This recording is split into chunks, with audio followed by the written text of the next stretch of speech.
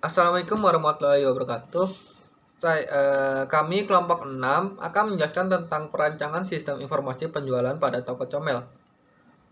Kelompok ini beranggotakan 4 orang, yaitu ada Syafira Regita Cahyani, ada Lintas Riyandi Ramadan, saya sendiri, ada Rana Syafa Nugroho, dan juga ada Fadianto Muhammad Dwi.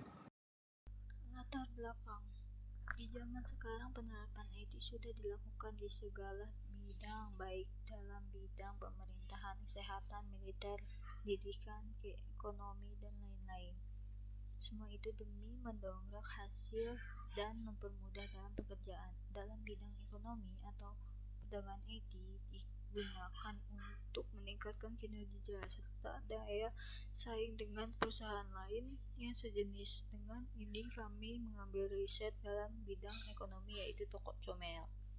Definisi toko baju menurut beberapa ahli. Menurut Anon, 2017, toko baju adalah tempat yang tepat dalam mendapatkan baju yang kita butuhkan. Toko comel merupakan salah satu bisnis di bidang fashion yang menjual baju untuk anak-anak, baju muslim, serta baju untuk berpergian. Hal bersifat kurang praktis tersebut bisa digantikan dengan sebuah teknologi yang membantu pemasaran baju menjadi lebih praktis dari sebelumnya. Permasalahan pada aplikasi yang digunakan toko comel adalah aplikasi ini hanya bisa menyimpan, menambah, mengubah, dan menghapus data produk, menampilkan harga-harga produk, dan dalam hal pembayaran, aplikasi ini hanya bisa mencetak bukti transaksi. Selain itu, aplikasi ini bisa menampilkan data-data transaksi harian hingga bulanan, sehingga laporan penjualan pun secara otomatis akan terbentuk setiap bulannya. Ada pula permasalahan yang lain, kurang SDM. Dikarenakan toko ini baru saja merintis usahanya, karena kekurangan orang inilah membuat pemilik toko yang dibantu oleh sang istri dan satu orang karyawan yang adalah adik Pak Joni. Kerepotan apalagi dalam keadaan bulan Ramadan ini yang membuat toko ramai dan mereka menjadi keteteran. Sejarah singkat perusahaan. Berdasarkan kartu NPWP pemilik Bapak Joni Aprijal dengan nomor 81.847.1/403.000, berdirilah sebuah usaha toko ini, yaitu toko baju comel.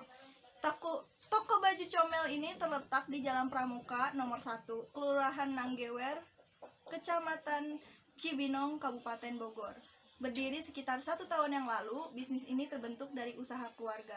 Pada awalnya, usaha ini yang dijalankan adalah penjualan kasur yang pada akhirnya tidak berjalan sesuai dengan keinginan. Dan pada akhirnya mendapatkan ide untuk menggantinya dengan usaha, yaitu penjualan baju untuk kalangan anak-anak hingga remaja.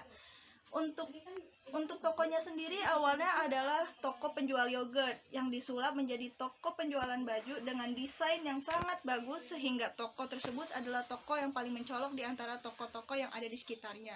Sistem organisasi yang pertama ialah memiliki tanggung jawab dalam hal kebijakan toko guna memberi inovasi, merancang strategi penjualan baju, dan mengawasi kerja setiap personil atau karyawannya. Yang kedua ialah karyawan. Karyawan sebagai pelayan sekaligus kasir mempunyai tugas melayani dan menjamin kepuasan bagi para pelanggannya. Proses bisnis. Yang pertama ialah pemesanan baju. Pelanggan akan datang ke toko. Setelah itu, pelanggan tiba di toko, pelanggan akan memilih dan memesan baju sesuai dengan keinginannya. Setelahnya, pesanan tersebut akan diserahkan dan diolah oleh pelayan. Yang kedua ialah pengelolaan pesanan. Pesanan yang sudah diterima akan dikelola oleh kasir untuk dicek harganya melalui aplikasi kasir pintar. Lalu, kasir akan memberikan informasi harganya kepada pelanggan. Setelah itu, pelanggan membayar nominal harga untuk baju tersebut. Jika pelanggan tidak ingin melanjutkan pembelian, maka pelanggan bisa membatalkan pembelian baju tersebut. Yang ketiga ialah pembayaran. Kasir menerima pembayaran baju dari pelanggan. Setelah itu, kasir akan mencetak bukti transaksi penjualan baju lewat aplikasi kasir pintar yang akan diberikan ke pelanggan serta baju yang sudah dibayar. Pelanggan menerima bukti pembayaran serta baju yang sudah dibayar. Dan yang terakhir, laporan penjualan. Laporan penjualan bulanan hingga harian bisa dilihat melalui aplikasi kasir pintar. Selain laporan penjualan, pemilik bisa melihat transaksi penjualan di aplikasi tersebut. Activity diagram. Menurut Akil tahun 2016, dalam suatu organisasi yang berorientasi profit maupun non-profit pasti memiliki proses-proses dan prosedur-prosedur atau bisnis proses yang harus dilaksanakan sebagai landasan operasional perusahaan. Di sini saya akan menjelaskan activity diagram yang ada di sebelah kanan ini. Pertama dimulai dari pelanggan, yaitu start. Pelanggan akan datang ke toko dan memilih, dan setelah datang ke toko, pelanggan akan memilih dan memesan baju. Setelah memilih dan memesan baju, pelanggan akan menyerahkan baju tersebut ke pelayan. Pelayan akan menerima baju tersebut dan pelayan akan melihat harga baju di aplikasi kasir pintar. Setelah aplikasi pintar menampilkan harga bajunya, pelayan tersebut mengetahui harga baju tersebut. Dan pelayan akan memberitahukan kepada pelanggan tentang harga baju yang telah dipesan oleh pelanggan tersebut. Pelanggan menerima informasi dan pelanggan bisa memilih ingin melanjutkan pembelian atau tidak. Jika tidak, pelanggan bisa membatalkan pembelian bajunya. Jika iya, pelanggan akan membayar harga bajunya ke pelayan. Setelah pelanggan membayar harga bajunya dan pelayan menerima pembayarannya, pelayan akan membuatkan bukti transaksi di lewat aplikasi kasir pintar. Aplikasi kasir pintar akan menampilkan bukti transaksi dan akan membuatkan bukti transaksi tersebut yang akan ditampilkan di aplikasi tersebut, di aplikasi kasir pintar. Pelayan akan mencetak bukti transaksi satu untuk diberikan kepada pelanggan dan satunya akan otomatis tersimpan. Data bukti transaksi tersebut akan otomatis tersimpan di aplikasi kasir pintar. Dan setelah pelayan mendapatkan bukti transaksinya, pelayan akan memberikan bukti transaksi dan serta bajunya kepada pelanggan. Pelanggan menerima bukti transaksi dan baju. Pelanggan bisa memilih lagi ingin membeli lagi atau tidak. Jika iya, pelanggan bisa memilih dan memesan baju yang diinginkan mereka. Jika tidak, pelanggan bisa meninggalkan toko. Untuk pemilik bisa melihat transaksi penjualan harian, bulanan maupun tahunan lewat aplikasi kasir pintar. Aplikasi kasir pintar akan menampilkan laporan-laporan atau sekaligus transaksi-transaksi yang diinginkan oleh pemilik. Jika pemilik ingin mencetak laporan penjualan atau bukti transaksi harian, aplikasi kasir pintar akan menampilkan dan akan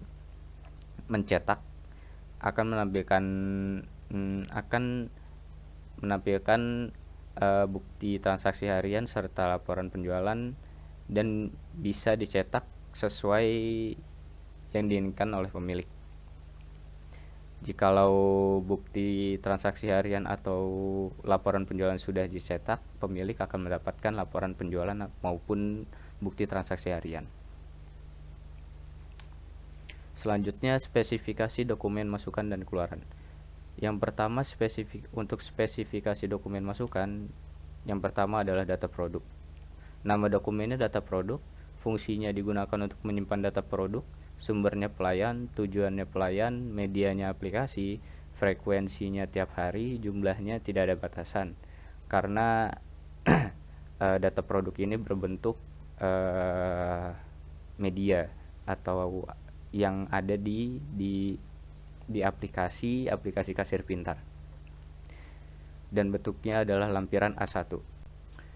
Spesifikasi dokumen keluaran. 1. Struk pembelian. Nama dokumennya struk pembelian, fungsinya sebagai bukti transaksi. Sumbernya dari kasir, tujuannya pelanggan, medianya adalah kertas, frekuensinya setiap ada transaksi penjualan produk, jumlahnya adalah 1 lembar, bentuknya lampiran B1. 2. Laporan penjualan. Fungsinya sebagai laporan penjualan, sumber dari pemilik, tujuannya pemilik, medianya adalah aplikasi, frekuensinya setiap hari, jumlahnya tidak ada batasan, bentuknya lampiran B2. Saya akan menjelaskan tentang analisis kebutuhan sistem. Nah, dalam pembuatan sistem ini, tentunya harus menganalisis sistem yang akan dibuat. Untuk analisis sistem yang dibuat itu, menurut bagian kerjanya, ada pemilik. Pemilik itu bisa melakukan login, itu pertama ya, bisa melakukan login. Kedua, bisa mengolah data menu. Ketiga, ada pemilik mengolah data karyawan. Keempat, ada pemilik bisa mengolah data etalase. Kelima, ada pemilik bisa melihat data laporan penjualan. Dan terakhir, pemilik bisa logout. Nah, intinya untuk melakukan sistem itu harus login. Dan ketika selesai menggunakan sistem, harus logout. Terus, dan juga kedua ada karyawan. Nah, karyawan ini hanya bisa mengolah data hanya 2, yaitu dia bisa melakukan pemesanan dan juga melakukan data pemesanan dan juga melakukan data pembayaran. Nah, diagram use case. Nah, diagram ini itu menunjuk, menurut Aris Angra dan Jamzami, use case diagram ini mendeskripsikan interaksi antara satu lebih aktor dengan sistem informasi yang dibuat. Nah, di sini saya akan menjelaskan tentang use case-nya tersebut. Di sini ada aktor pemilik dan juga aktor karyawan. Dan yang kotak ini adalah sistemnya. Nah, di sini untuk bisa melakukan pengelolaan data, mereka harus include atau login terlebih dahulu. Nah, seperti yang saya jelaskan tadi tentang analisis kebutuhan tadi, pemilik bisa melakukan mengelola data menu, data karyawan, data etalase, dan juga data laporan penjualan. Dan untuk karyawan dia hanya bisa melakukan melakukan pengolahan data terhadap pemesanan dan juga pembayaran. Diagram class. Dan diagram class ini, di sini ada beberapa diagram yang saya tidak masukin karena terjadi kesalahan terhadap kebutuhan analisis, di mana kebutuhan analisis itu yang harusnya diagram itu isinya bareng-bareng, cuman sudah dimasukin data, udah ada data etalase, jadi saya tidak memasukkan data tersebut ke dalam diagram class. Nah, di sini kita bisa lihat bahwasanya interaksi mereka terhadap lawan. Dan kenapa saya di sini data karyawan saya bikin 2 untuk data pemesanan, data pembayaran? Karena di sini data karyawan itu dia sudah jatuhnya sudah login ya di sini. Dan untuk data karyawan sendiri itu memiliki isi data atau metode yang sama. Ya, intinya mereka punya metode yang sama dan atribut yang sama. ID karyawan, nama karyawan, nomor telepon, dan alamat karyawan. Hampir sama kayak pemilik ya, pemilik. Jadi saya satukan di sini, jadi data karyawan ini bisa mengakses data pemesanan dan data pembayaran. Dan pemilik akan berinteraksi dengan user login, karena untuk bisa mengolah data ini, pemilik harus login dulu. Login dengan untuk atributnya, di sini atributnya username, password, cek. Dan kapan saya nggak masuk data menu, seperti yang saya bilang tadi, bahwasanya data menu itu yang harusnya berisi dengan data-data barang, produk, atau selain sebagainya. Cuman sudah ada data etalase yang harusnya tidak ada atau sudah dipegang oleh data menu. Ya. data-data menu. Cuman tidak ada data-data etalase atau data untuk penyimpanan barang atau produk. Ya, di sini ada entity relationship diagram atau ERD, yaitu pelanggan melakukan pembelian. Setelah melakukan pembelian, pelanggan akan melakukan pembelian produk, dan setelah melakukan pembelian produk, pelanggan akan ditujukan untuk melakukan pembayaran. Logical Record Structure atau LRS dimulai dari pelanggannya primary key yang terhubung ke tabel pembelian. Di tabel pembelian ada ID pembelian sebagai primary key, dan tabel pembelian ID pembelian ini akan terhubung ke pembelian produk. Di pembelian produk ada ID pembelian produk sebagai primary key yang akan terhubung ke pembayaran, dan di pembayaran ada ID pembayaran sebagai primary key. Untuk di tabel pembelian ada yang namanya ongkir sebagai foreign key yang terhubung ke tabel ongkir. Di tabel ongkir ID ongkir sebagai primary key. Dan di pembelian produk ada ID produk sebagai foreign key yang terhubung ke tabel produk. Di tabel produk ada ID produk sebagai primary key, dan produk ada produk foto itu, maaf ini fotonya terpotong. Ini namanya produk foto dan isinya adalah ID produk foto dan nama produk foto, dan ID produk ini terhubung ke produk foto sebagai foreign key. Dan ID kategori yang ada di tabel produk sebagai foreign key itu terhubung ke bagian tabel kategori, dan di kategori ID kategori adalah sebagai primary key. Selanjutnya adalah spesifikasi file. Yang pertama adalah spesifikasi file pelanggan. Nama filenya adalah pelanggan, akronimnya pelanggan MID, fungsinya untuk menyimpan data pelanggan. Organisasi filenya adalah index sequential. Tipe file master. Akses filenya adalah random. Medianya hard disk. Panjang recordnya 275 byte. Field key-nya ID pelanggan. Softwarenya MySQL. Di samping kanan terlihat ada tabel pelanggan. Selanjutnya ada spesifikasi file admin.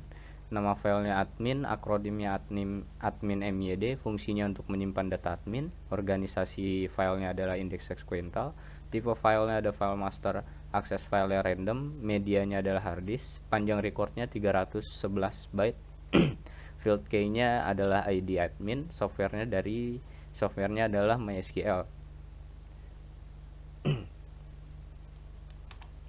Selanjutnya ada spesifikasi file kategori. Nama file kategori, akronimnya kategori .myd, fungsinya untuk menyimpan data kategori. Organisasi filenya index sequential. Tipe filenya file master. Akses filenya adalah random. Medianya hard disk. Panjang recordnya ada 105 byte. Field key-nya adalah ID kategori. Softwarenya dari MySQL.